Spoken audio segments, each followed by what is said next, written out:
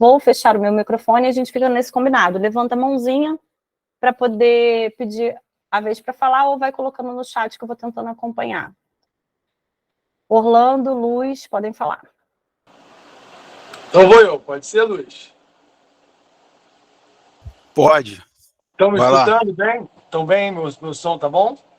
Tá bom, tá ótimo.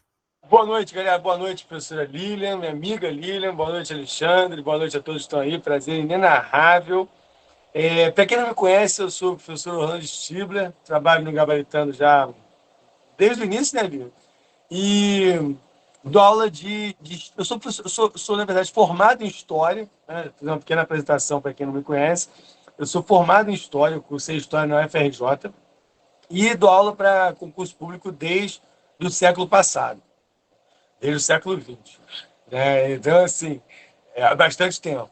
Mas com essa temática de redação, né, não faz tanto tempo assim, quer dizer, já tem bastante tempo, né, mas não desde o século passado, e é uma coisa assim que tem muito a ver com a matéria que eu sempre dei de atualidades, mas que tem uma pegada diferente para cada banca, né, como a Lina tinha dito.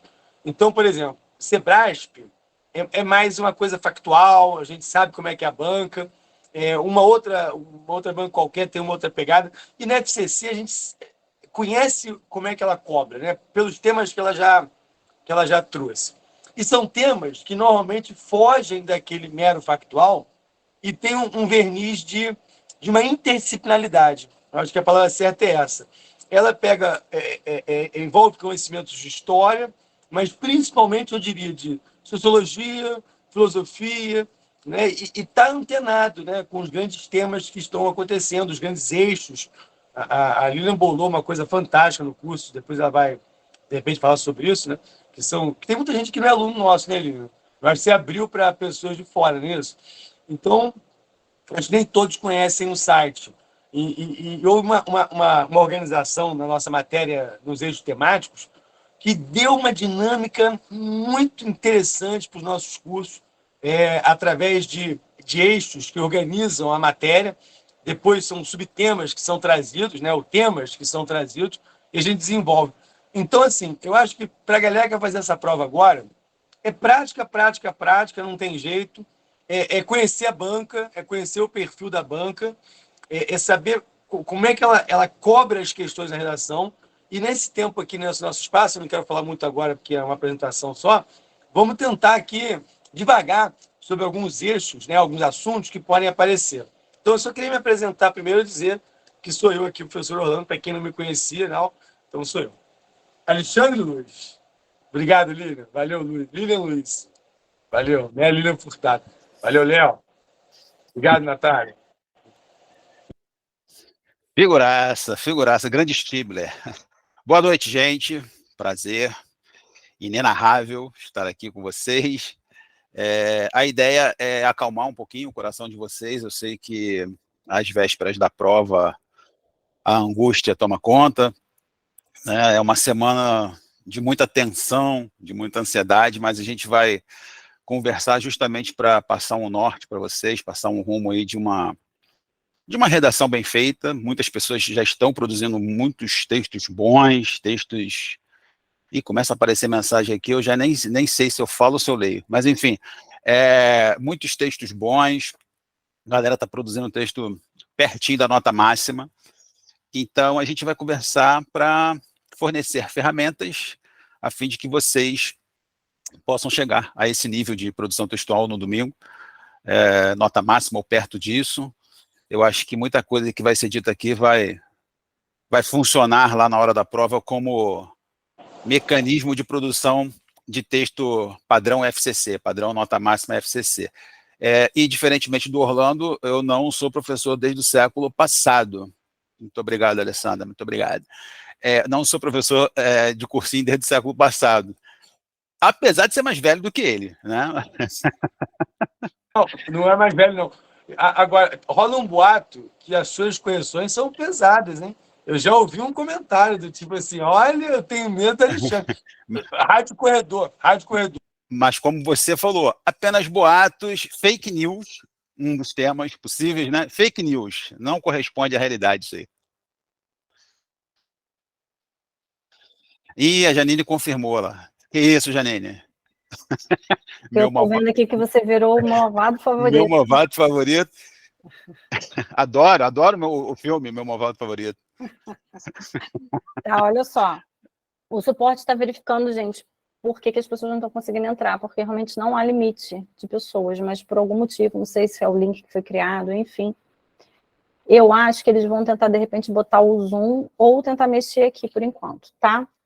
Mas, de qualquer forma, por enquanto, a aula está sendo gravada. Aí eu peço para poder disponibilizar se as pessoas não conseguirem entrar enquanto a aula estiver rolando. Vamos lá? Então, olha só.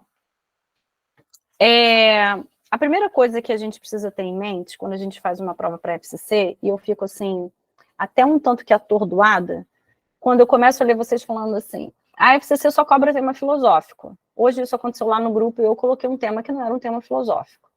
E assim, o que é um tema filosófico?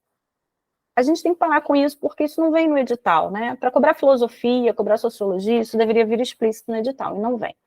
O que eu gosto de dizer que acontece é que a banca trabalha com temas mais concretos e com temas mais abstratos, com temas mais subjetivos. Mas isso não quer dizer que eu tenha que, de alguma forma, trabalhar com filosofia ou sociologia. Vocês estão fazendo um concurso para a área do direito. Então, é muito mais simples, é muito mais fácil vocês levarem a argumentação do texto de vocês para o campo do direito. Porque é dentro do campo do direito que vocês vão viver. E a gente tem uma Constituição que é uma das mais elogiadas, inclusive, no mundo, né, para poder usar, em que a gente tem lá todos os direitos e garantias fundamentais estabelecidos. A gente tem direitos sociais, a gente tem os direitos humanos que não está dentro da Constituição, mas a gente também tem um conhecimento sobre os direitos humanos. Então, é muito mais simples você trazer a argumentação para a sua área de conhecimento. Então, tudo que vocês estudam dentro do direito constitucional, por exemplo, e vocês estudam direito constitucional para fazer essas provas, vocês podem usar dentro desses temas. Então, essa é a primeira coisa que vocês precisam internalizar. Professor, eu gosto de filósofo, eu já gravei um monte. Tudo bem, não tem problema nenhum. Você pode utilizar se essa é a sua zona de conforto, eu não sou contra. Agora, dizer que a banca trabalha só com temas filosóficos é criar uma perspectiva equivocada, porque isso não é real. Aquele tema que eu coloquei hoje no grupo falava sobre condições climáticas. Né? A gente não vai ficar aqui conjecturando ou trazendo ideias de filósofos ou qualquer coisa do gênero. A gente não vai fazer isso.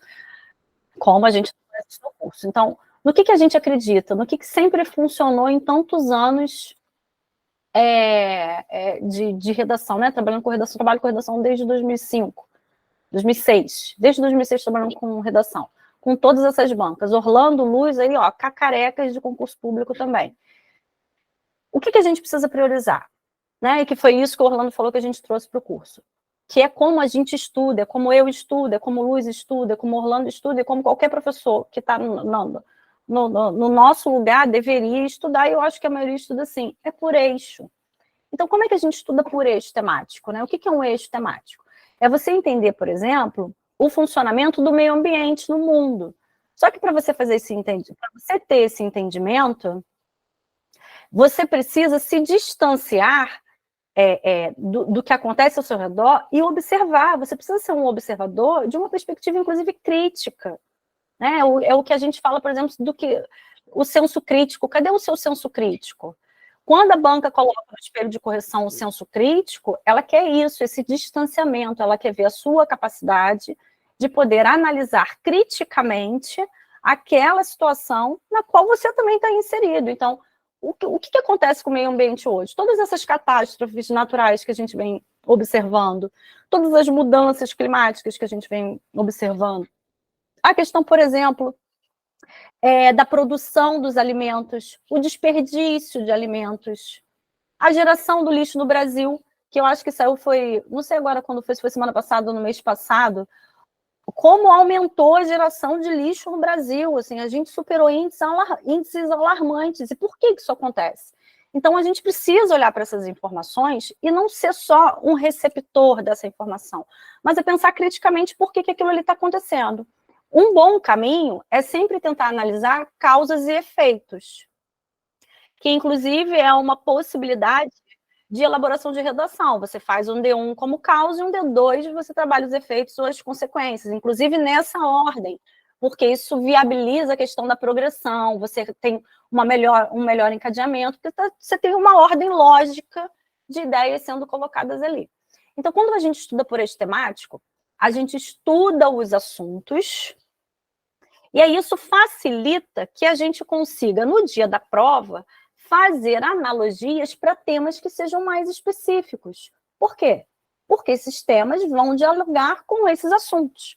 Então, se você domina o assunto de forma geral, você é capaz de fazer analogias e discutir esses temas mais específicos, beleza? Que vão desde temas mais concretos a temas mais abstratos.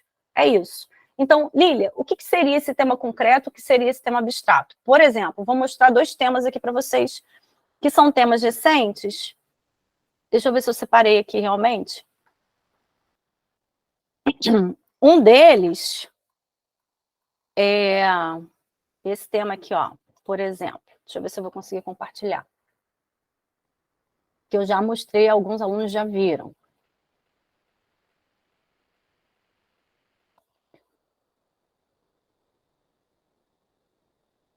Tá, vocês devem estar vendo, deve estar aparecendo. Por exemplo, esse tema aqui é um tema que a gente pode considerar que é um tema mais abstrato e a gente precisa deduzir do texto motivador o que eu tenho que tratar. A FCC ela pode trabalhar assim. Ela vai trazer um tema, um texto motivador, em que eu vou ter a necessidade, eu vou precisar fazer o recorte. Eu tenho que tirar o termo-chave, que nesse caso é um termo mais específico. Aqui, nesse texto motivador, ela está falando da questão da liberdade. Né? Então, ele diz assim, a pergunta, né, o que ele vai indagar é feio sugerir um reestudo dessa divisão? A divisão que ele está falando é da liberdade. Por que uma pessoa tem um latifúndio de liberdade se eu tenho um quintalzinho de liberdade? Então, ele está dizendo que as pessoas não desfrutam do mesmo direito, não usufruem o mesmo direito da mesma forma. É isso que ele está fazendo. E aí ele está perguntando para você que vai fazer o texto. Cabe questionar essa divisão? A gente tem que sugerir, a gente pode sugerir um reestudo, e isso é um tema mais subjetivo. E aí, quando eu tenho um tema mais subjetivo, que é o que as pessoas vão dizer que são temas mais filosóficos, a liberdade. Não é. Como é que a gente faz um tema desse? Como é que a gente resolve um tema desse? A gente traz para algo mais concreto, é o que eu chamo de desenhar o tema. A gente desenha o tema. Então, se está muito geral, está muito abstrato, eu tenho que escolher qual é a perspectiva da liberdade que eu vou discutir, de que forma específica eu vou discutir. Então, a primeira pergunta que você precisa responder é feio sugerir ou não é feio sugerir? Respondeu, você está se posicionando e você tem que dizer por quê. Porque não é só dizer sim ou não, mas é dizer por que você concorda ou por que você discorda. Nesse caso dessa pergunta, você tem essas possibilidades, né? Eu acho muito difícil uma pessoa aqui discordar, dizer que é feio sugerir, né? Porque o que mostra aqui é que realmente há uma desigualdade quando as pessoas estão usufruindo. E aí é desse ponto que vem o que eu estou falando sobre a importância de você estudar o eixo e você entender de uma perspectiva crítica a sociedade que você está inserido. Cabe dizer que no Brasil não existe desigualdade? Não, a desigualdade está em tudo. Até na questão da prática religiosa existe a desigualdade, senão a gente não teria minoria religiosa. Então, dependendo do recorte que eu vou fazer, eu consigo ir fazendo analogias a partir desse conhecimento amplo de eixo que eu tenho. Entenderam? Então, esse seria, por exemplo, um tema mais abstrato, um tema mais subjetivo, que as pessoas tendem a dizer que são temas mais filosóficos ou sociológicos. Um outro tema, deixa eu ver se eu consigo aqui, que agora eu não me lembro se eu botei janela ou não, se vai aparecer ou não. Então, deixa eu parar aqui e vou botar a outra agora. A mais objetiva seria essa aqui, ó. Que alguém hoje disse que... Não, mas a FCC não trabalha assim. Espera aí.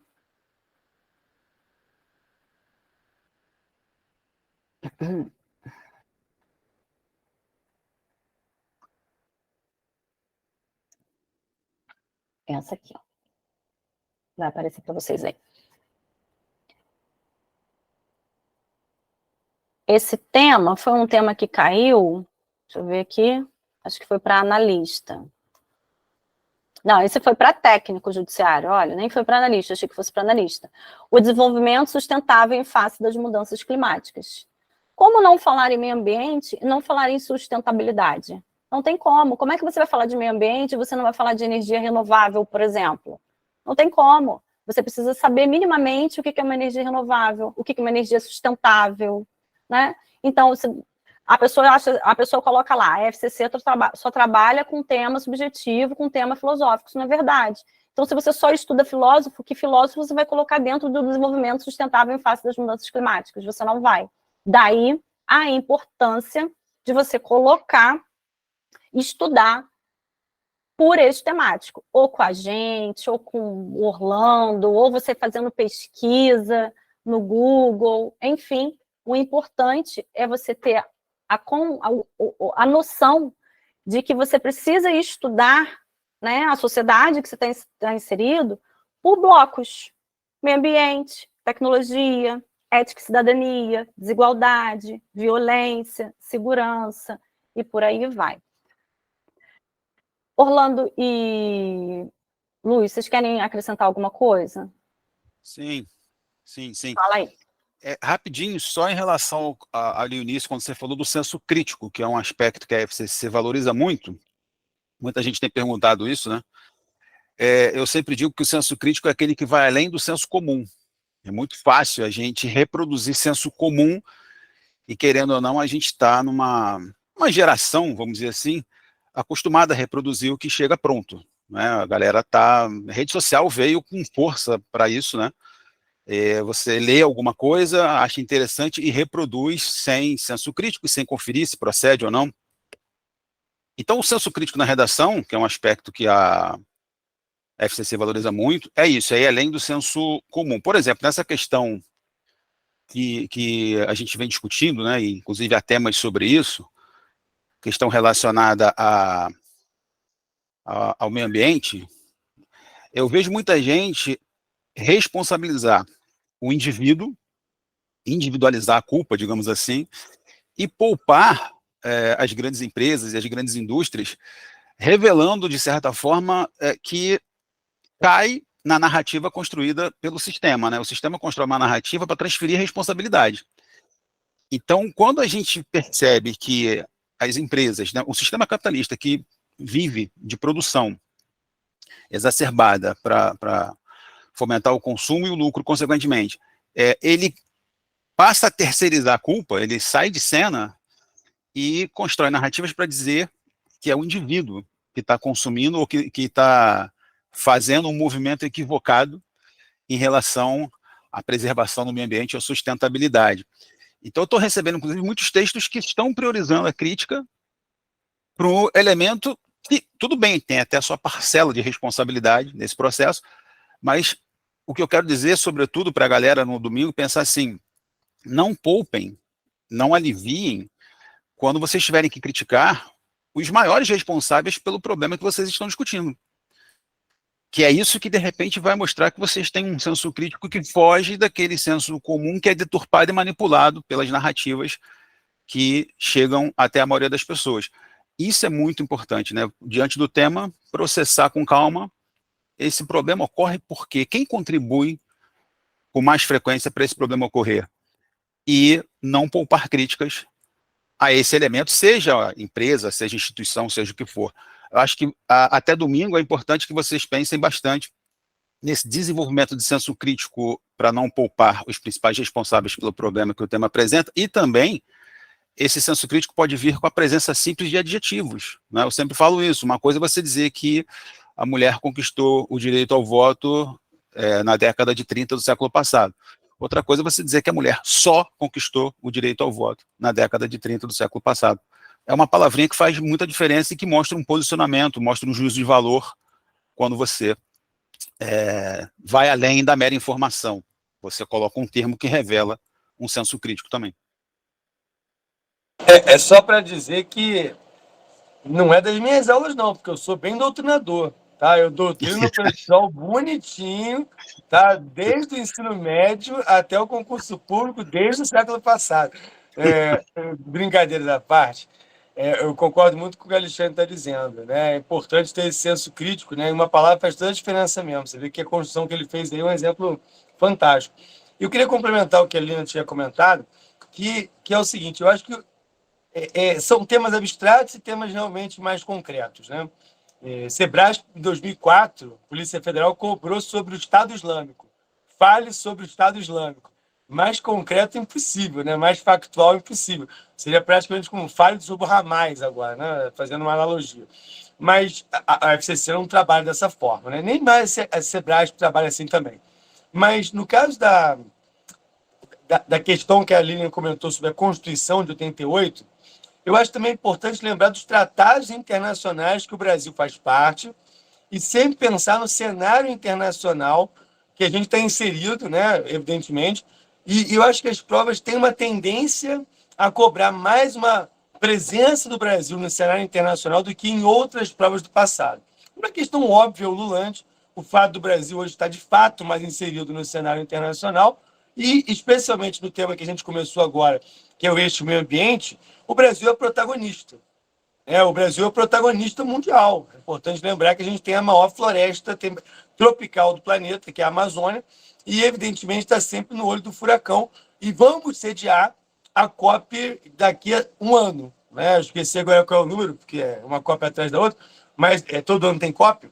Mas a COP, só para quem está perdidão, não sabe o que é uma reunião que acontece anualmente envolvendo líderes mundiais, ONGs, né, ativistas, enfim, todo tipo de grupo, né, de pessoas, e que tentam discutir sempre e chegar a um acordo sobre um tema importante.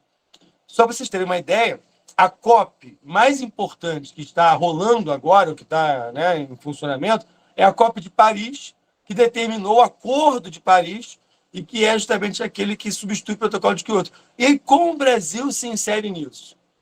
Como o Brasil pode contribuir ou está sendo questionado por alguma questão, né? Por algum tema, quero dizer. Então, eu acho que Brasil e mundo, eu sempre colocaria também nessa visão. E não só isso, de como também esse assunto do meio ambiente é mundial. Como tem questões que são senso comum, como o Alexandre falou. Como não culpar as grandes empresas e não colocar isso inserido num contexto, aí é minha praia, histórico, de um processo da Revolução Industrial e de um capitalismo crescente e que não se preocupou com a relação do homem com a natureza. E a conta está aí nesse momento. Então, é impossível você não ter esse olhar, né, sobre as grandes empresas, né? Enfim, um grande capital.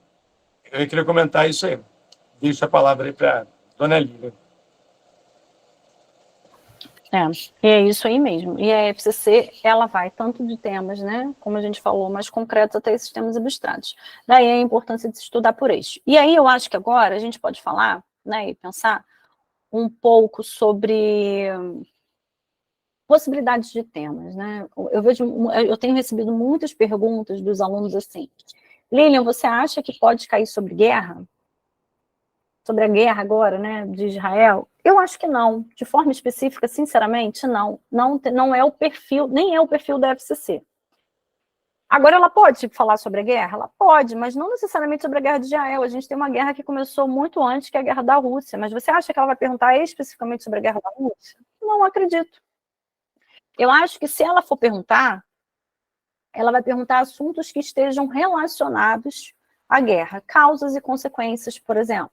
Então, ela pode falar das questões humanitárias que estão envolvidas ali, a questão de como isso afeta mundialmente as pessoas, as relações entre as pessoas, o comportamento da sociedade, como isso vai envolver, por exemplo, o voluntariado.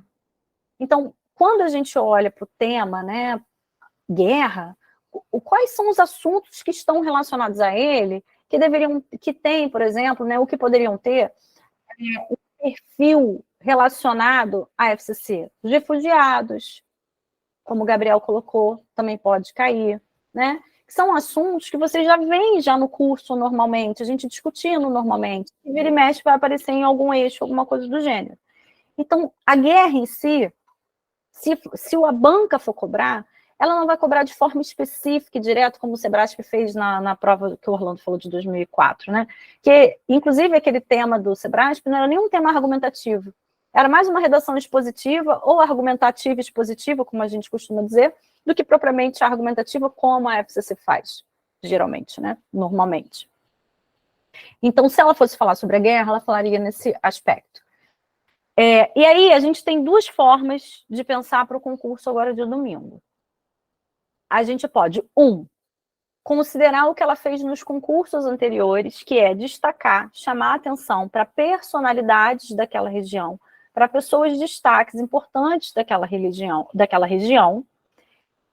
e ali considerar algum trecho, alguma entrevista, algo que aquela pessoa tenha dito que represente, na atualidade, uma discussão importante. Então, ela pode fazer isso, né?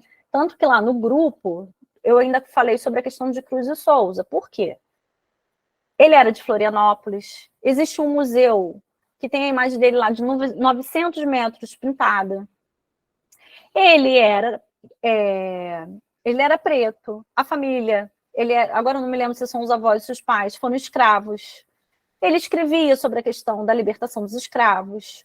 E a gente pode falar assim, a banca poderia, por exemplo, trazer um tema relacionado a algum texto dele, né? Ele tem um texto que chama Livre, em que ele fala categoricamente sobre a libertação dos escravos, e a banca poderia fazer uma analogia, né? Trazer de repente um texto dele, e aí fazer um comando, ou trazer um outro texto, em que ela abordasse o trabalho análogo à escravidão, que é tão presente, tão latente naquela região também, né? A gente teve há pouco tempo a questão das vinícolas, que foram multadas e foram pegas com trabalho análogo à escravidão.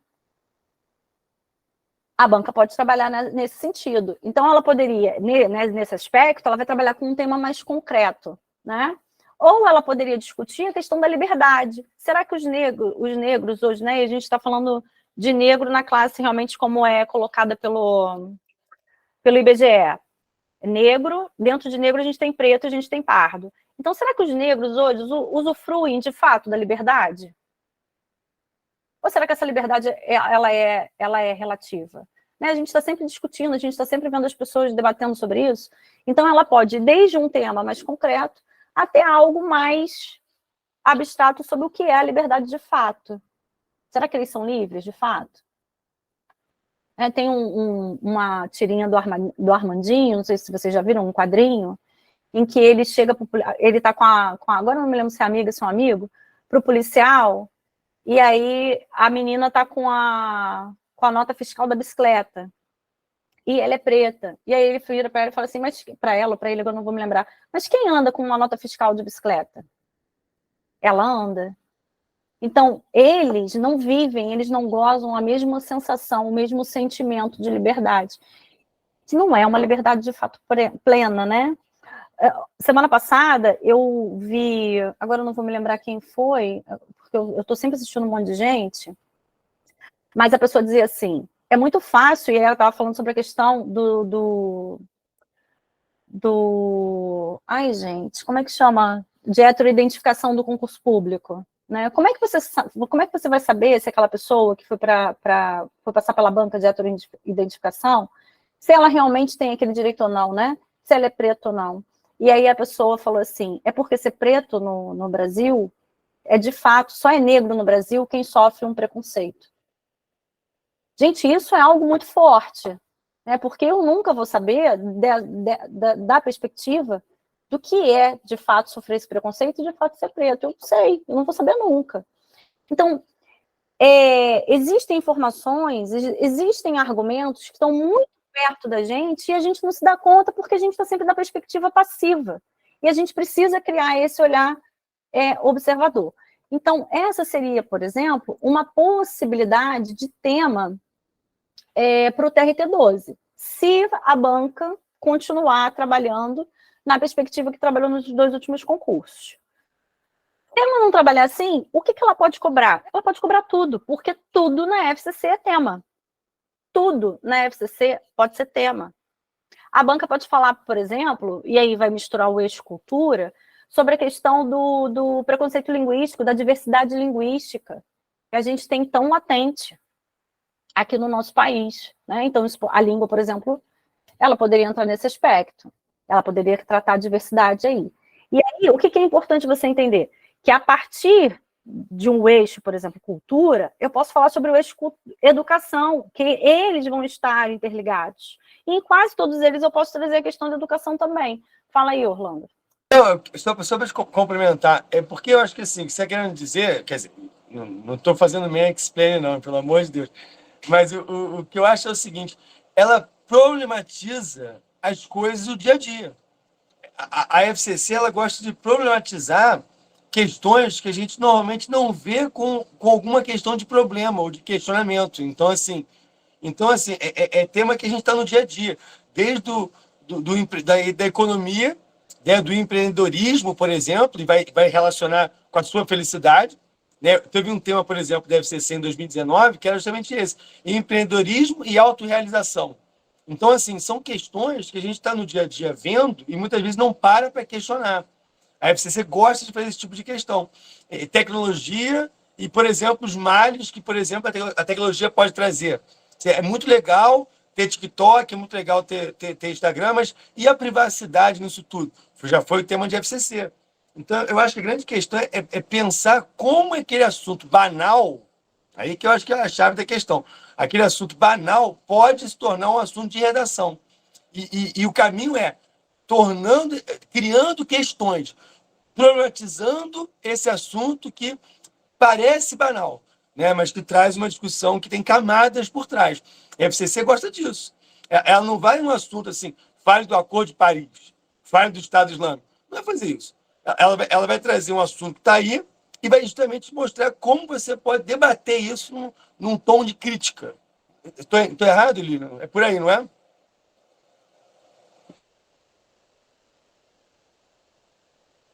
É exatamente isso aí. Ô, Luiz, quer complementar? Quando você falou ali da questão do Cruz e Souza e da liberdade do negro, eu pensei também em representatividade. Representatividade acho que pode ser associada a isso também, né? Ou a importância de... eu li um texto recentemente falando dessa mudança da própria Globo, né? De inserir, agora vem inserindo com mais frequência nas novelas, em jornais, abrindo mais, né, o leque, abrindo mais espaço. Representatividade me veio muito à cabeça quando você falou não só dos negros, né? Porque você falou do Cruz e Souza, mas das, digamos, minorias, né? De quem não está sendo representado. É isso mesmo. E essa, inclusive, é uma das grandes é a grande importância de você estudar por eixo, porque quando você fala de representatividade, a representatividade ela pega, por exemplo, as minorias. Quais são as minorias? Ela pode trazer, por exemplo, o Estatuto da Criança e do Adolescente. Recentemente, o TRT-12 fez uma notícia, eles promoveram um evento falando sobre a questão do trabalho infantil. Então, quem é que cuida da criança e do adolescente? Né? Mas aí a criança e o adolescente vai ter representatividade como? Quem é que vai olhar por essa minoria? Como é que se faz isso? Então, eu acho que quando a gente tem essa concepção, quando a gente tem esse conhecimento, a gente, de forma geral, a gente consegue discutir os temas de forma mais específica, né? E aí conseguir dar as responsabilidades a quem a gente tem que dar. E aí, dentro dessa questão da representatividade, que é um tema também que a gente tem lá no curso, a gente pode falar da representatividade das mulheres. Aí eu posso falar sobre a representatividade do LGBTQIA+, dos idosos. E aí, isso vai puxando outros assuntos. Se eu for falar, por exemplo, sobre LGBTQIA+, como é que é a questão no mercado de trabalho de travestis, por exemplo, de transexuais? Ou, se eles estão empregados, quais são os tipos de empregos que eles têm oportunidade? A quais tipos de empregos eles têm oportunidade? Então, isso tudo é tema de redação. E é a partir de uma perspectiva de observação do mundo, da onde a gente está inserido. Né? Dentro dos roteiros que o Orlando monta no eixo, ele vem colocando isso ponto a ponto. aliás, o eixo minorias é um eixo que eu gosto muito, porque além da perspectiva do Orlando, né, e ele vai trazer a definição de minorias, e vocês precisam ter isso internalizado, porque o fato de ser minoria não quer dizer que seja um número pequeno. Você pode ter um lugar em que a maioria seja mulher, por exemplo, mas que essa maioria de mulheres, né, não vai ter o seu direito garantido. E se ela não tem representatividade, ela não tem o direito garantido, ela está inserida num grupo de minorias. Isso é muito importante, a gente precisa ter a concepção dessas coisas. Assim como a gente também precisa ter a concepção, né, que todo preconceito, todo é muita coisa, mas que o preconceito quase sempre vem de uma base de falta de informação. A falta de informação quase sempre gera o preconceito. Então, são conceitos, né, que a gente precisa ter internalizado para poder fazer diversos tipos de analogia a partir daquilo que foi apresentado pela banca. Fala aí. A questão do preconceito também muitas vezes está relacionada a não querer perder privilégios, né? Principalmente nessa questão da representatividade. Homem branco, né, privilegiado, ele não quer perder o lugar de privilégio dele, por isso que ele resiste bastante a que certos grupos se manifestem, por isso que ele menospreza certos movimentos, chama de mimimi, né? Então, acho que também tem a ver a falta de informação e não querer perder privilégios, principalmente.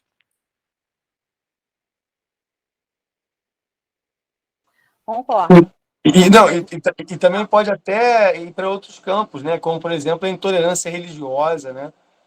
Falar, por exemplo, de minorias no campo religioso, de como também hoje o Brasil vem enfrentando esse tipo de problema hoje, em relação especialmente a religiões de matriz africana, né? E tem sido debatido o tempo todo isso, né? Porque é fato que a religião tem ocupado um papel na política brasileira, por exemplo, na sociedade brasileira, como jamais teve, né? Uma centralidade. E acho que os casos, né, de violência contra determinados grupos religiosos têm se tornado muito claros. Então, assim, entra nesse eixo de representatividade, minoria. Eu acho um eixo muito legal mesmo, Lívia, porque tem vários temas que você pode aí tratar. E em diversos momentos, por exemplo, eu acho outro tema legal. As mulheres e os empregos do futuro, né? Porque a gente sabe que a tecnologia chegou, vai ser diretamente, né, ligada ao mercado do futuro, mercado de trabalho. E as mulheres hoje? Que universidades frequentam? Né? Que faculdades fazem? A gente já fez um estudo sobre isso, a gente já fez uma aula sobre isso. E normalmente essas aulas são marcadas por estudos, né? A gente lê antes, né, se prepara. E a conclusão é que muitas vezes mulheres são preparadas desde sempre para professora, né, para ser dentista, médica, assim, não demérito. A grande questão é por que não há uma escolha mais ampla? Por que mulheres, por exemplo, na engenharia é uma minoria tão gritante? Ou, por exemplo, em áreas exatas? Porque é uma questão cultural por trás, porque é uma história do Brasil por trás de um patriarcalismo muito grande, de uma estrutura patriarcal, de uma misoginia, muitas vezes, de um machismo arraigado. Então, isso acaba refletindo em coisas que parece que foi assim. Né? Por que não tem nenhuma mulher que seja CEO de uma big tech, de uma grande empresa de tecnologia mundial? Por que não existe um Zuckerberg de science? Por que não existe um Bill Gates de science? Porque não é à toa. Né? Por que o mundo dos negócios é o mundo dos homens e não das mulheres? Então, assim, pensando na questão do trabalho, a gente já tem um belo, né, fio condutor envolvendo minoria, trabalho e o futuro. A tecnologia e também. o presente também, porque o que a gente observa hoje é espaços que são construídos para serem compartilhados apenas com mulheres. Se você for pegar, por exemplo, hoje, né, eu vejo muito a questão de infoprodutoras. São mulheres que se organizam e elas só trabalham para outras mulheres. Academias, que são voltadas apenas para mulheres. Por quê? Porque você monta uma rede ali de proteção. E aí, olha como é que isso vai puxando outras coisas. Não é só uma questão aí de inserção, mas de proteção também, né? De acolhimento, de um espaço em que elas vão se sentir seguras. Você tem a questão do Uber. Há um aplicativo, que agora eu não vou me lembrar o nome, que é só para mulheres. As motoristas são mulheres e só aceitam clientes mulheres. o que a gente vê, né? Qual é o comportamento, Lady Drive, esse mesmo, Bárbara. Qual é o comportamento que a gente vê surgindo? A sociedade se organizando a partir da perspectiva das mulheres, para você ter grupos de mulheres que possam crescer juntas, que possam se proteger. Isso é um comportamento social, que tem tudo a ver com o que o Orlando acabou de falar. Isso é observação. Vocês conseguem compreender? Então, para domingo, a gente pode ter, e não só para domingo, amanhã você vai fazer o TRT Rio Grande do Norte, a mesma coisa. O que acontece naquela região? Quem são as personalidades daquela região? Qual é o destaque que aquela região tem, por exemplo, culturalmente? Né? E o que não é, mas que é atual. Se eu fosse falar sobre etarismo, a FCC poderia trabalhar sobre etarismo no TRT Santa Catarina, porque a Vera Fischer, não tem muito tempo, ela falou que ela perdeu o emprego e que ela precisou se cuidar, né, fisicamente, esteticamente, com procedimentos, porque ela não se sentia velha, ela não se sentia feia, mas ela não queria perder emprego, ela queria continuar trabalhando. Olha o preconceito que está envolvido nisso, né? É quando você olha para a mulher de cabelo branco, a mulher precisa pintar o cabelo porque ela parece velha. Mas o homem de cabelo grisalho é charmoso, ele não tem o cabelo branco, ele tem o cabelo grisalho. Então, são estruturas que vão sendo criadas, né, e vão sendo alimentadas, e hoje elas ainda são reproduzidas, que já foram um pouco quebradas, mas ainda estão muito latentes na nossa sociedade.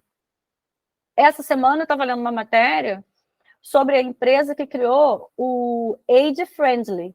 O que é o Age Friendly? São empresas que vão se organizar para contratar apenas idosos. E por que elas vão se organizar para contratar apenas idosos?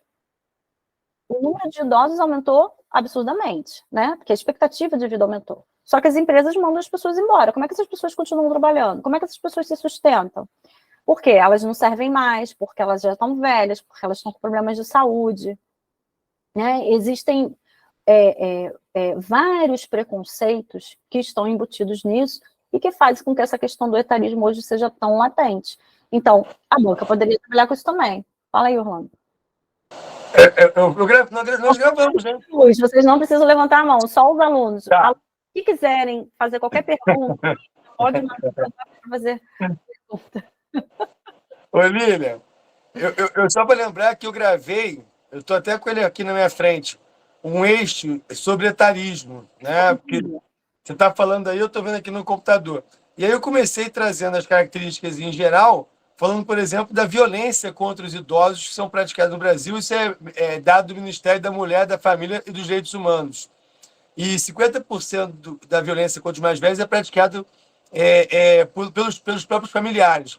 E aí depois eu fui trazendo questões como discriminação no emprego, estereótipos negativos, o acesso a cuidados de saúde, políticas de aposentadoria, inclusão social, impacto no bem-estar. E aí depois trouxe, para chegar ao final da redação, soluções para isso. Então eu pensei no tema que a galera tem acesso, aí teve acesso à aula, não sei se a galera toda teve acesso, nesse formato. As soluções com educação e conscientização, treinamento local de trabalho, legislação, né? Isso é importante, regulamentação, política de recursos humanos inclusivas, e fui embora. Né? E basicamente organizei a redação dessa forma. Então, assim, veio o tema, galera, pensa e organiza a cabeça como é que você pode colocar dessa forma, né? De uma forma que não seja muito complexa, mas que seja uma questão que você vai problematizar, vai pensar, olha, qual é o problema? Qual é a questão que tem? Como ela pode ser solucionada? Quais são os agentes que, de certa forma, estão dificultando ou facilitando esse processo, né? O que está sendo debatido. Então, é pensar com o assunto como uma questão, um problema. Né? Voltando a procurar similaridades, né? Para você não ter aquele efeito surpresa no dia. O Luiz falou, representatividade. Cara, é importante você entender sobre representatividade, saber da importância disso, causas e consequências. Por quê? Porque você pode colocar, caiu sobre mulher, você consegue falar sobre representatividade. Caiu sobre idosos, você consegue falar sobre representatividade. Caiu sobre minorias religiosas, você consegue falar sobre representatividade. Caiu sobre PCD, você consegue falar sobre representatividade. TRT12, há pouco tempo, também fez um evento chamando atenção para o debate, para discutir A inclusão e o combate ao capacitismo. A inclusão de PCDs e combate ao capacitismo. A gente tem que discutir isso. Inclusive, hoje eu estava falando sobre deficiências ocultas. Ou seja, há pessoas que são invisibilizadas porque as deficiências elas não estão aparentes. Só para você ter um exemplo, só para vocês entenderem onde eu estou querendo chegar, né? A questão da analogia. Uma mulher que está grávida, mas a barriga ainda não aparece e ela entra numa fila de prioridade. As pessoas tendem a questioná-la. Está fazendo o que aí na fila? Ah, mas ela vai dizer, eu estou grávida. Ah, mas você não tem barriga, a barriga não aparece. Aí a pessoa, sei lá, ela é surda. Ou a pessoa é autista. A pessoa com mais de 60. Porque a própria placa, ela parece que é uma pessoa toda corcunda, bengala. Pô, tu pega hoje uma pessoa de 60 surreal, anos... a placa, é verdade. Pô, pelo amor de Deus, a placa é absurda, a placa é um estereótipo maldito. Eu não falo isso por questão pessoal, que eu estou há 15 anos dessa idade. Mas, assim, é por questão que, porra, 60 anos hoje tu é um garoto, pô. Isso é um argumento, tá vendo? A reconstrução, como é que você precisa... Isso e é uma reconstrução que precisa ser feita da base, né? Do próprio Estado, da forma como o Estado olha. Ô, Lilian, você fala de doenças silenciosas. Eu estou aqui armado. Em 2018, o FCC cobrou o avanço da depressão no contexto contemporâneo. Ou seja, a depressão é outra doença silenciosa, né? E que tem tudo a ver com o tema de FCC. E justamente linkando com uma sociedade de consumo, né? Com uma sociedade que o Alexandre já falou, de um capitalismo avançado, de uma palavra que a Lilian me apresentou, instagramável. A Lilian me apresentou esse termo, que agora está super comum. Foi a primeira vez que eu ouvi, foi a Lilian que falou para mim. Que agora, pô, prato é instagramável. O último sketch... instagramável, né? Ele tem que ser feito para aparecer no Instagram. Lilian, o último sketch do Porta dos Fundos é sobre isso. É sensacional. É o instagramável. Né? Que é um restaurante que cobra por curtida. Ó, vou te vender um prato que são 1000 curtidas. É um prato que custa 100 curtidas. É isso. Né? Então, é tema FCC.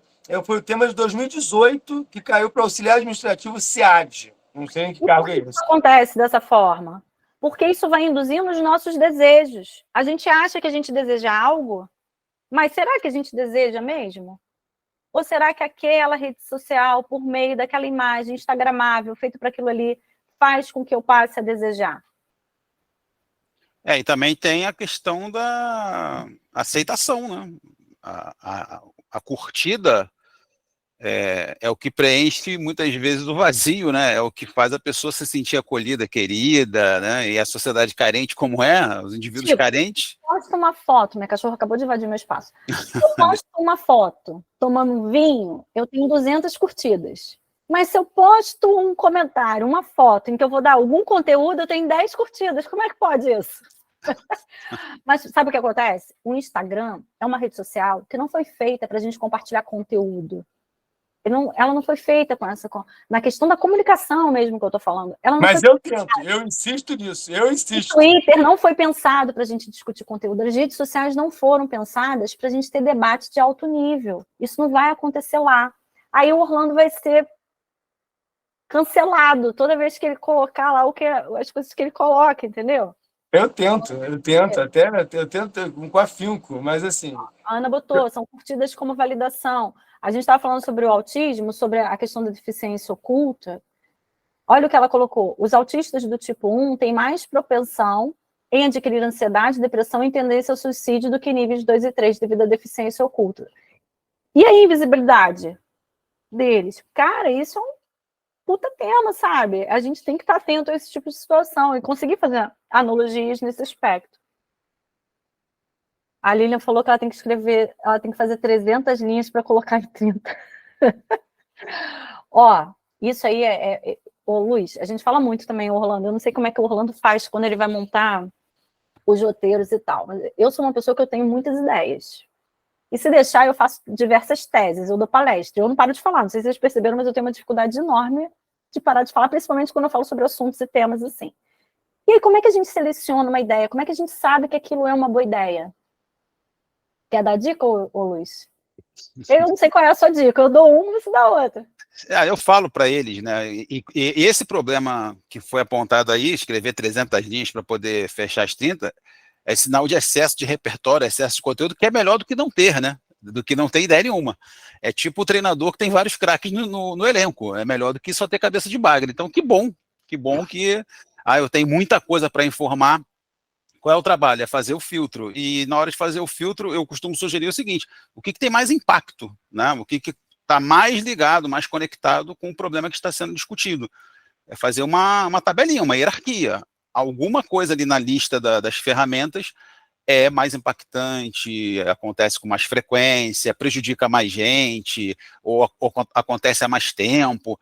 Então, esses mais impactantes, mais consistentes, devem ganhar a prioridade. E tem que abrir mão de alguma coisa, vai sofrer um pouco, porque vai abrir mão, de repente vai olhar para um argumento, pô, esse argumento aqui é bom, mas não cabe. Eu tenho que fazer 2 ou 3 parágrafos de desenvolvimento, então não tem como. Vai ter que abrir mão de alguma coisa, mas é melhor do que não ter ideia nenhuma.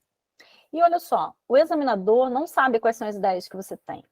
Ele não tem como comparar se você tinha 2 ideias e que você escolheu foi melhor ou não. A ideia que você escolher vai ser a melhor ideia, desde que você fundamente da melhor forma possível. Então, por isso é tão importante aprender a argumentar. Porque eu posso até ter uma ideia, eu concordo com o Luiz quando ele falou da questão do senso comum, eu posso ter uma ideia até do senso comum, mas se eu der uma argumentação que fuja desse senso comum, acabou, eu estou dentro do meu senso crítico. Agora não dá para ficar no mais do mesmo. Ou colocar sempre a culpa no Estado, achando que ele vai ter ideias mirabolantes e vai resolver. O Estado não resolveu muita coisa até hoje. Ou achar também, Lília, ou achar que, por exemplo, que as empresas capitalistas vão tomar consciência e vão passar a se comportar do jeito... Não vai acontecer, né? Não vai. Isso não vai acontecer, não vai ser assim. É muito mais fácil você colocar uma conclusão com o meu objetivo com esse texto é criticar o quê? Você quer conscientizar? É muito melhor você criticar, é muito melhor você conscientizar, é muito melhor você chamar a atenção do que você colocar sempre no Estado, porque não vai, na maioria das vezes, não se resolve, porque você diz assim, precisamos criar leis mais punitivas, mas as nossas leis são muito punitivas. Que é a questão do feminicídio? Racismo? A injúria hoje foi comparada a crime, né? Continua tendo. A gente vai fazer o quê? Então não dá só para... Sabe? É o que o Luiz falou. Isso é senso comum. Não dá para a gente ficar só no senso comum. A FCC, ela não vai querer isso. Ela não quer isso. Bom, nessa linha ainda de ideias para o TRT-12, ele também vem falando, né, o órgão, e a gente já trabalhou esse tema aqui, que é o direito à desconexão, mas que eles fizeram um podcast no órgão falando sobre burnout digital e saúde mental no ambiente de trabalho. Então, eles relacionaram a questão do uso da tecnologia com a saúde mental, que é o direito à desconexão, que é um tema que a gente já tratou diversas vezes e que ainda não apareceu na FCC. Né? Então, uma hora isso pode aparecer. Então, o que você vai discutir sobre o direito à desconexão? Então, eu sei que vocês não vão fazer redações, né, mirabolantes até domingo, mas vocês têm, hoje, a oportunidade de começar a pensar e de organizar aquilo que pode ser discutido se esse tema aparecer, e principalmente ter a oportunidade de fazer analogias, eu posso relacionar isso aqui. Né? De que forma? Para qual eixo eu posso levar aquela informação? Além disso, eu já falei sobre a questão do trabalho infantil, né? E a juíza de lá, que fez a palestra sobre o trabalho infantil, um dos argumentos dela, que é o que o Orlando até traz nos eixos, é que o trabalho infantil, né, o trabalho análogo à escravidão, ele está relacionado a uma estrutura racista, de machismo e de desigualdade. Então, digamos que a banca traga a questão do trabalho infantil. Você pode discutir, você pode argumentar a partir do racismo estrutural, você pode argumentar a partir do machismo, você pode argumentar a partir da desigualdade social. Você pode estabelecer como? Causa e consequência. Tu tem alguma outra ideia, Luiz? Eu consigo pensar nesses termos como causa e consequência. Mas especificamente sobre... o trabalho infantil, por exemplo. Sim, causas, consequências, omissão, crueldade de quem explora, omissão de quem fiscaliza, mas causas e consequências é bem forte, porque tá muito atrelado à desigualdade social, né? Não tem como falar disso sem falar de desigualdade social. Eu concordo, Orlando. Concordo e coloco culpa nas pessoas também. O Lúcio não coloca, não, mas eu coloco. Porque eu acho que, assim, a era da comunicação, a gente tem que estar ligado também, pô. Tem aplicativo chamado Moda Livre, que você tem lá uma luzinha vermelha, amarela e verde, para saber se a Zara tem trabalho escravo ou não, pô. E, assim, eu acho que faz parte também de uma conscientização do consumidor, sem tirar a responsabilidade da empresa, não, pelo amor de Deus. Você sabe que, pô, eu tenho uma crítica muito grande em relação a isso. Mas eu acho que o consumidor também está tomando uma consciência que é muito benéfica. Você vê que, por exemplo, na Europa, os caras olham a origem da carne, né? Vê a origem do trigo, da soja, né? É um boi pirata, se é soja de área da Amazônia ou não. Então, acho que isso também está chegando no Brasil através de aplicativos que mostra, por exemplo, corrupção de político, né? Você tem um que é sobre isso, ficha limpa. Você tem moda livre, moda. Claro, tem gente que não vai nem ligar para isso, né? Mas cada vez mais a questão do meio ambiente, né? Muitas pessoas, por exemplo, hoje separam o lixo. Isso era inimaginável há 20 anos atrás. Porra, isso era coisa que não existia. Ou alguém, por exemplo, ir de bicicleta pensando em questão ambiental. Tem gente que faz isso, né? E é bacana. Eu falo isso com um certo distanciamento que eu não vou ser hipócrita, né? Eu não sei nem andar de bicicleta, mas assim, é muito legal, né? Eu acho bacana. Por exemplo, o Dia Mundial Sem Carro, né? É um dia de conscientização. Eu, quando eu vejo, por exemplo, alguém com carro nesse dia, eu abaixo meu vidro e xingo a pessoa. Porque tem que estar Verdade. ligado, tem que estar ligado, né? Aqui, ó, só para esclarecer, eu não sou contra a responsabilização individual. É sim, Não é sou sim, contra. é Eu sim, só é acho sim. que tem que haver uma hierarquia aí, tá? A crítica Não, mais claro. contundente tem que ser feita para quem é mais representativo nessa questão, que no caso são as empresas e as indústrias, o sistema como um todo, né? Não, claro, claro, mas eu acho que para a redação cabe bem também essa coisa de que você, né, ou a sociedade desperta para algum problema que há muito tempo aí é tratado com desdém, né? Você vê que, por exemplo, a questão ambiental é de 92 para cá, é da Eco 92. Pensando na nossa vida aqui já é um tempo para burro, mas pensando na história é pouco tempo. Né? E pensando na questão ambiental é menos tempo ainda. Tanto é que há quem acha que não tem mais tempo, né? Que a situação já é irreversível, né? Que é irrefreável. Mas, enfim. Alguém mandou alguma dúvida aí? Fala ali. Essa Juliana Machado que está aqui, que entrou, é a Juliana Machado que eu estou pensando? Se for, só fala oi. Eu sei que ela só vai É falar. ela? Eu acho que é. Invasão, invasão, invasão. Ih, Amandinha chegou. Invasão. Ó, o Gabriel perguntou assim: essa informação sobre autista tipo 1 poderia ser citada em uma redação sem informar a fonte? Isso é muito legal. O que é quando a gente pode informar a fonte ou quando a gente pode se abster de informar a fonte? Quando a informação é de conhecimento geral, quando ela é inquestionável, quando ela é dada, você não precisa citar a fonte. Isso aqui é um dado inquestionável. A gente não precisa citar a fonte nesse caso, entendeu? A Amandinha não falou ainda. Tá falando aqui, eu botei mudo. Ó, a Bárbara colocou que a Clínica do Trabalho Escravo da UFMG fala muito da escravidão atual, para quem quiser. Sensacional. Ô, Lilian. A Juliana Machado, eu acho que é outra Juliana, porque ela botou assim, também temos como mencionar as novas formas de trabalho infantil que muitas vezes não são vistas como trabalho, como os youtubers mirins e os games streams. Sim. Ô, Lilian, não sei se está aí na pauta, a questão também da exaustão, né? Da precarização do trabalho e da sociedade da exaustão por conta dessa exploração cada vez maior, né, digamos assim. Sempre. Então, esses assuntos, eles são inerentes à sociedade, à forma como a sociedade vive hoje, né? E em diversos vídeos, o Orlando comenta, eu sempre assisto as aulas do Orlando, tá, gente? Só para vocês saberem, todos os vídeos do Orlando eu assisto. Não assisto imediatamente quando ele manda, mas eu sempre assisto. E uma das coisas que ele fala sempre é a questão da revolução industrial e o fato de você não ter como voltar atrás a tudo que a tecnologia já proporcionou. É daqui para frente. Então, não tem como a forma como a sociedade hoje, né, dinamiza as relações de trabalho, as relações de produção, não interferirem na forma como a gente vive. Isso está diretamente relacionado à forma como a gente vive. As redes sociais, elas vão interferir sempre no consumo, no nosso desejo, naquilo que a gente acha que a gente quer. Agora a gente é monitorado o tempo inteiro com o algoritmo, a situação. Não dá para voltar atrás. Então, o que a gente pode pensar e é o que ele fala, como a gente minimiza? Porque não é buscar o melhor cenário, mas é evitar o pior cenário.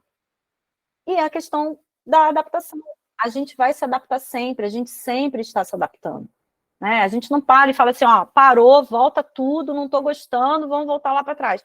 Ainda que algumas pessoas tentem fazer isso por alguns assuntos, né? Mas tecnologicamente falando, não tem como. Mas só toma cuidado aí para não adotar um tom. Não é o seu caso, tá, Lilian? Assim, para a galera tomar cuidado para não adotar um tom conformista demais, resignado demais, que represente, inclusive, a ausência de senso crítico. Né? Exatamente. Não dá para não reconhecer os prejuízos. Daí um dos nossos temas é ônus e bônus. Sempre tem, gente. Você não pode achar que tudo é muito bom, só maravilhoso, ou tudo é só ruim, né? Que mais? E algo que não está, né, que eu não encontrei dentro dessas pesquisas do TRT12, o que vem acontecendo no Sul, mas que eu acho que é possível, que é a questão da saúde. A gente já falou um pouco sobre a saúde mental, mas essa cultura do autocuidado ao ponto da gente ter a automedicação. Esse Ozempic que as pessoas vêm falando direto, o tempo inteiro está na mídia, né? A gente precisa ter atenção a essa questão da automedicação, né? Do autocuidado. Então, o quanto isso está exacerbado ou não está? O quanto isso é estimulado ou não é pelas próprias indústrias farmacêuticas?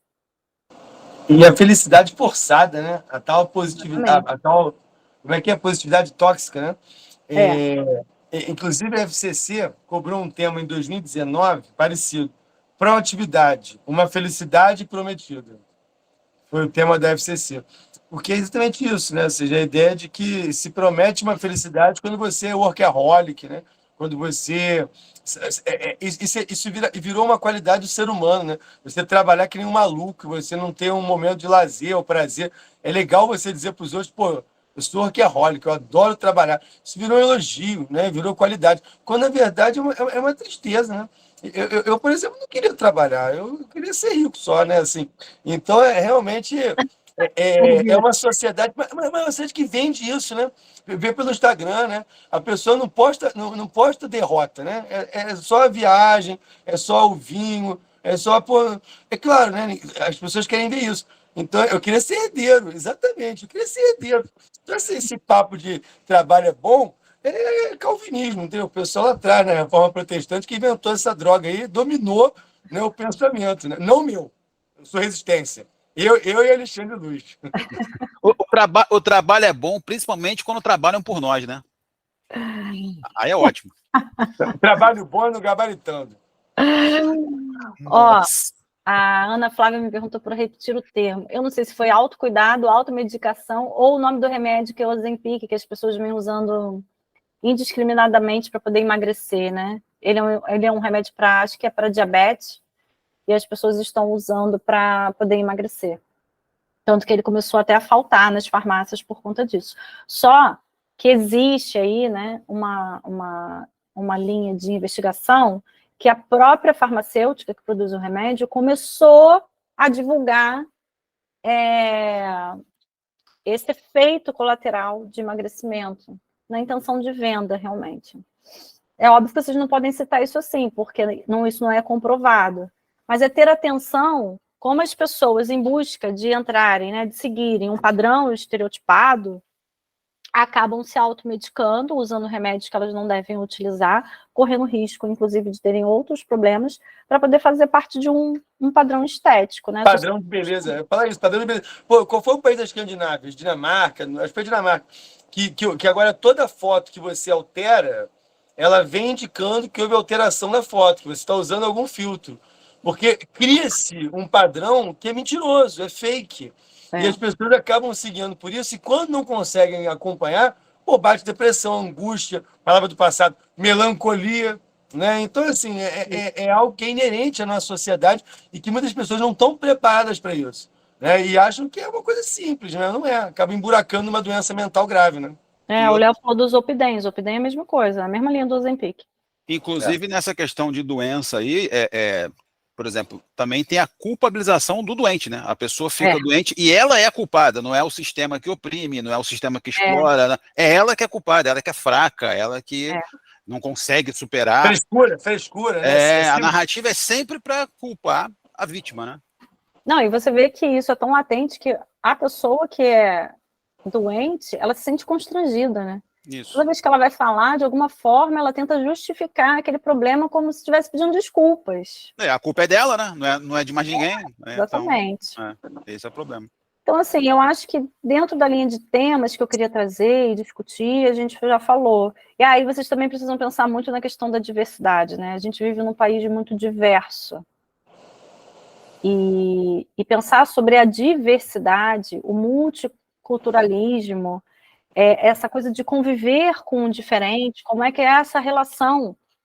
É muito importante a gente ter essas ideias estabelecidas também. Ó, tema FCC, a comunicação e os conflitos que surgem com a diversidade. Olha aí. Tá vendo? Esse tema já caiu na prova do TJ, não, isso aí, TJ não sei de onde, só tem TJ aqui. E aí, daí a importância de você estudar por eixo, tá vendo? Quando o Orlando falou assim, esse tema já caiu, mas esse tema pode ser cobrado de diversas maneiras novamente, porque isso está tudo dentro do mesmo eixo, a gente continua vivendo os mesmos problemas. Você vê que hoje você tem a questão da linguagem neutra, né? Que agora já caiu por terra, porque a ABL falou que não veio o menor sentido, né? E já se manifestou. Mas as pessoas vão continuar usando, é óbvio que elas vão continuar usando. Olha, essa semana, eu estava lendo uma mensagem da minha filha, eu falei assim, lá do WhatsApp, num grupo dela, que eu monitoro tudo, né? Aí elas estavam trocando mensagens, aí a menina pegou, respondeu em cima, botou assim, FDS. Eu falei, gente, mas FDS aqui não tem o menor sentido. Fim de semana. Fim de semana? Bobinho. Aí eu virei para Maria Júlia e falei assim, Maria Júlia, vem aqui. Isso aqui não está fazendo o menor sentido. O que é esse FDS fim de semana? Não faz sentido o que essa menina botou. Ela, mãe, FDS é foda-se. Assim, quem autorizou essa geração, olha isso, a mudar FDS para outra coisa? Gente, isso é de um abuso, é de um negócio sem limite, assim, porque eles mudaram a sigla, mudaram o significado da sigla. Aí eu acho que eu estou atualizada, eu não estou atualizada. Aí eu li a mensagem que não fazia sentido. Não pode, mas isso acontece. Viu, Orlando? Você achou que estava atualizada aí, ó? VTNC, né? Pô. É basicamente isso. Então, vocês querem fazer perguntas? Querem levantar a mãozinha? Querem perguntar sobre o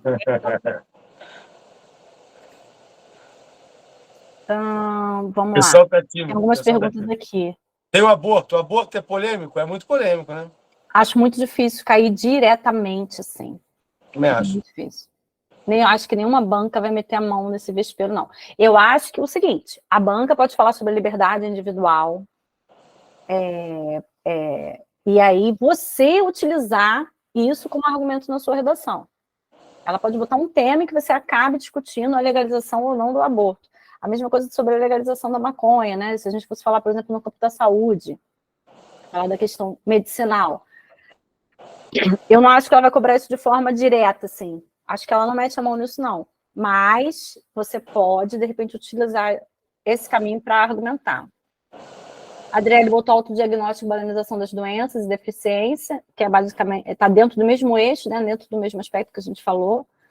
A Lívia está dizendo que tem um documentário no Netflix, Take Your Pills, fala sobre a automedicação. Eu não assisti esse documentário. Já vi, muito bom. Muito bom.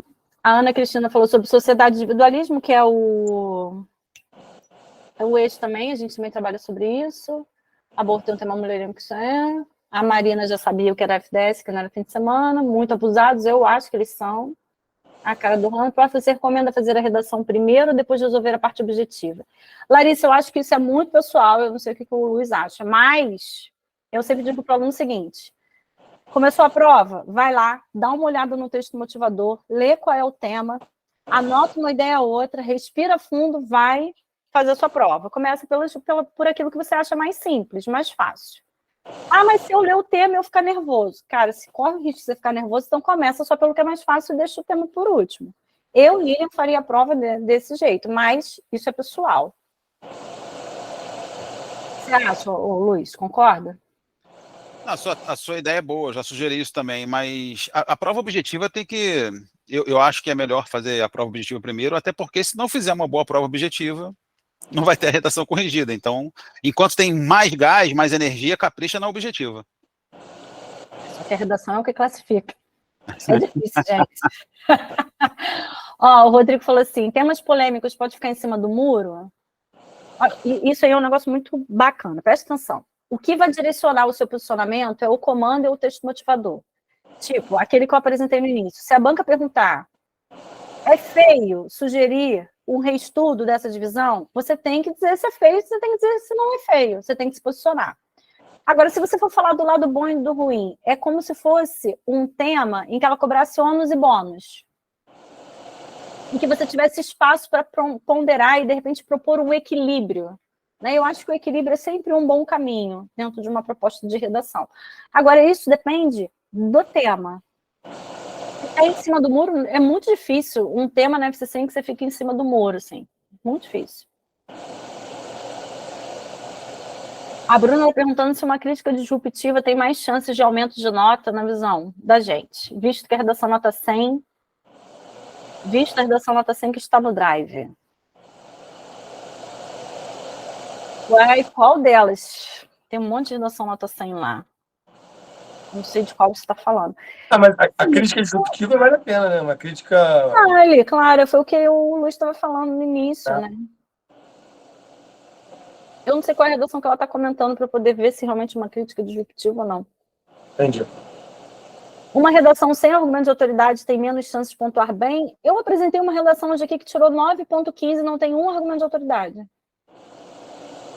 Eu acho que 9,15 para uma redação que vale 10 não é uma nota baixa. E ela não tirou 100, não foi porque ela não citou argumento de autoridade, ela não tirou 100 porque ela teve problema de estrutura, realmente. No segundo parágrafo, em vez de apresentar o argumento, ela apresenta uma enumeração de argumentos. E como é que a gente faz um texto argumentativo que a gente sempre explica aqui? Contextualização, tese. Como é que eu faço a tese? A tese é o que eu vou defender sobre esse tema. O que eu penso sobre esse tema. A resposta disso é a sua tese. Como é que você vai fazer o argumento? O que é o desenvolvimento? É como eu defendo essa tese? Por que eu acredito nisso? Então, eu vou defender isso por isso, por isso, por isso. Então, por que é importante discutir e defender o que você colocou? Ah, você vai fazer por causa e consequência? Você vai fazer por contraposição? Você vai falar de ônus e bônus, e você vai propor um equilíbrio, você vai propor ponderar sobre aquilo ali? Depende da sua estratégia argumentativa. Daí, eu não acreditar nesses espelhos prontos. Porque se você pega uma redação que o cara vai propor uma contra-argumentação, o espelho pronto de soma não vai servir para contra-argumentação. E por aí vai.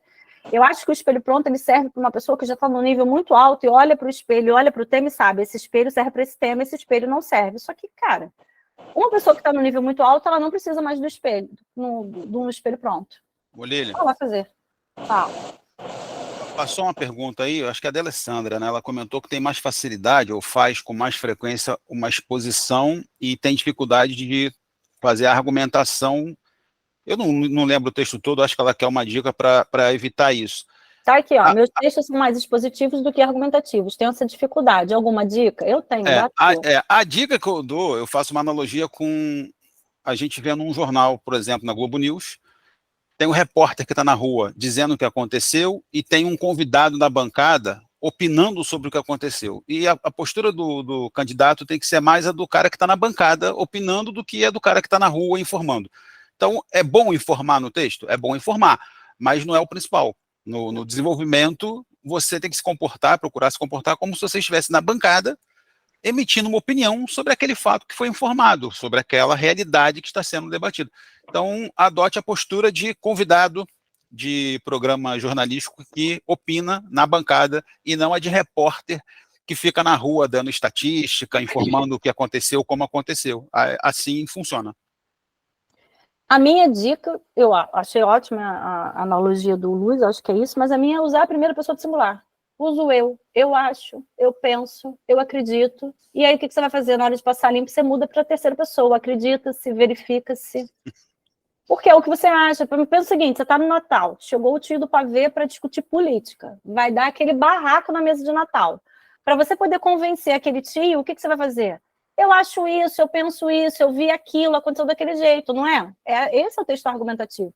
Se você ficar falando para ele que você estudou, que você leu, que você viu, esquece, sua exposição não vai convencer, né? Então, a argumentação está muito relacionada à nossa crença, aquilo que a gente acredita.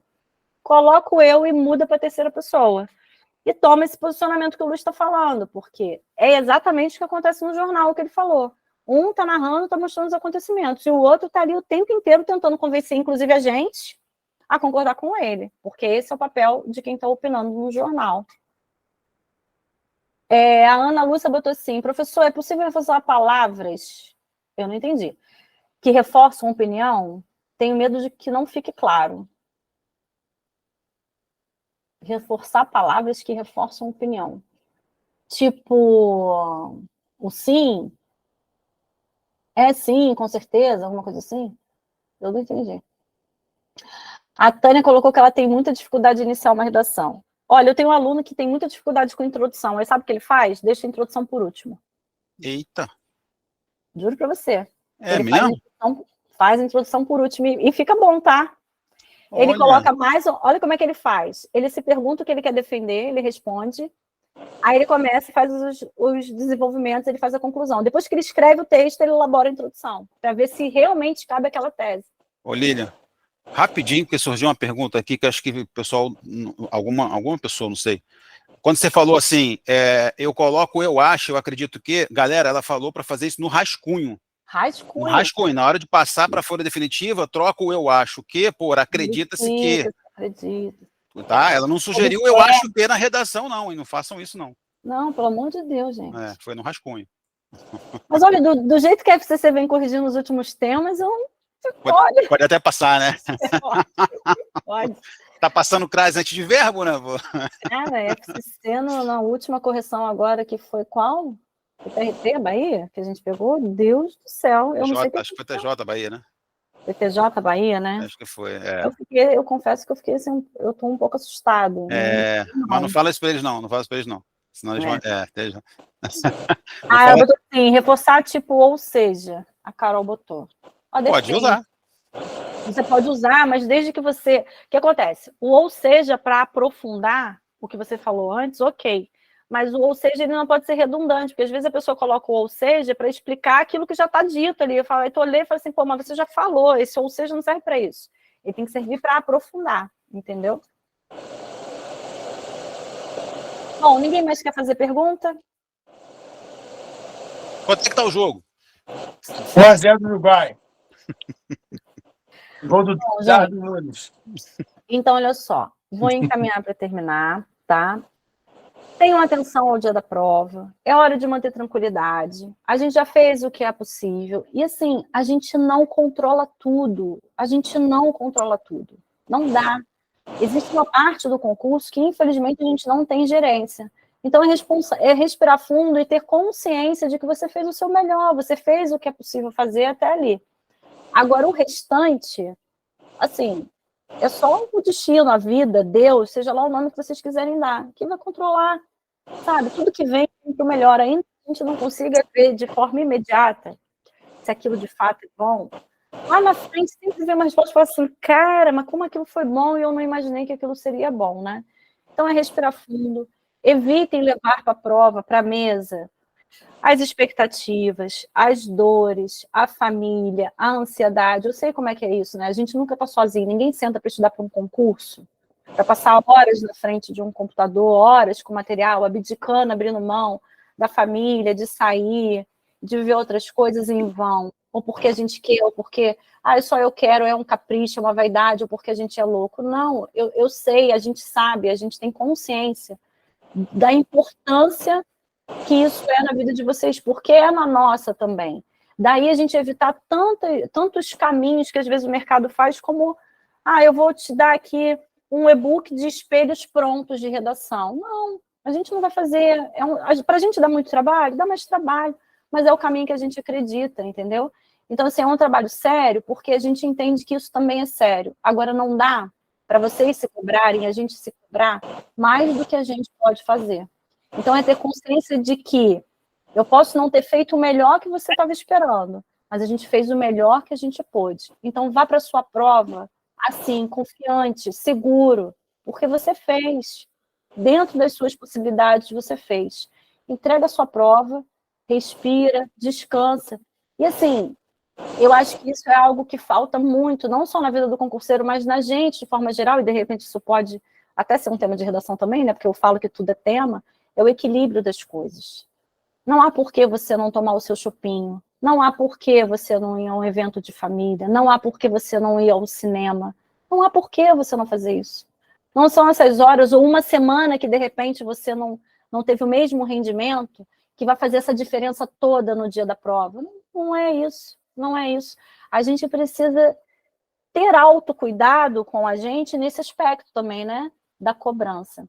Então, assim, contem com a gente, fiquem tranquilos, vão seguros, que vai dar tudo certo. Sempre dá tudo certo. Eu não tenho um aluno que não tenha... Os meus alunos que não passaram, os que eu conheço, ou as pessoas que eu conheço que não passaram, foram aquelas que foram fazer outra coisa da vida. Falaram, não quero mais concurso, eu vou fazer outra coisa, foram fazer outra coisa, e estão bem lá fazendo outra coisa. Né? Então, eu acho que é isso. Luiz, Orlando. Pô, eu tô quase chorando, pô, eu não tenho nada a falar. Pô, eu tô emocionado. Aí, pessoal, boa sorte também. Faça as palavras da Lilian as minhas. Eu não tenho nem condição de falar palavras também tão bonitas. E contem com a gente também mesmo, assim, o concurso público, ele tá sempre aí, né? E se por acaso, se der de você não passar nessa prova, o problema é dessa prova. Tem várias outras, porra, entendeu? Dane-se ela. É porque você, esse tribunal não merecia você. Você merecia coisas melhores, entendeu? Então, mas vai confiança mesmo. Deixa de lado as ansiedades, porque a Lilian falou. Muita responsabilidade para a prova não ajuda em nada, sabe? Eu sei que é difícil falar isso de longe, mas é entrar como azarão. Tipo, entrar como, eu vou jogar uma partida de brincadeira. Eu sei que não é isso, né? É difícil fazer esse tipo de raciocínio, mas é tentar. Pelo menos um exercício de desprendimento, para não ficar na adrenalina, né? Enfim, e contem com a gente, tá, galera? Prazerzaço, para quem não conheceu aí. Tem o Instagram, que é uma confusão do cacete. Quem quiser entrar para sair na porrada, entendeu? Tem lá, professor. Não, é prof, né? Prof.Stibler, tá? Meu sobrenome. Porrada com homem, tá? Obrigado. Beijo. Ó, Luiz. Isso. Vocês já falaram tudo. Assina embaixo e não colocar muito peso nos ombros, né? Vocês já fizeram o que era possível fazer. Agora é procurar relaxar. A parte do chopp foi muito importante, eu concordo. Acho que vocês merecem. E quem for do Rio, se quiser, né, Lilian? Bora. Quem for do Rio, é só chamar que a gente vai. Aí tem mais dica para quem pagar o chopp. Tá? Ai, que absurdo. Pode falar, Bruna. Eu tô empolgado com o chopp, é só isso. Acho que a Bruna levantou a mão e baixou a mão. Desistiu, Bruna? Desistiu? Só queria dar tchau? Tchau, Bruna. O sotaque de entrega é carioca, né? Eu sou zoada direto. Carioca não tem sotaque. Que isso, meu irmão? Nada a ver. Então tá, gente. Muito obrigada. Sucesso para vocês. Arrebentem. E assim, vão mandando notícias, vão deixando a gente informado. Lília, você não comentou isso. Você acha que isso pode ser um tema para esse agora? Tudo é tema. Tá? Beijo.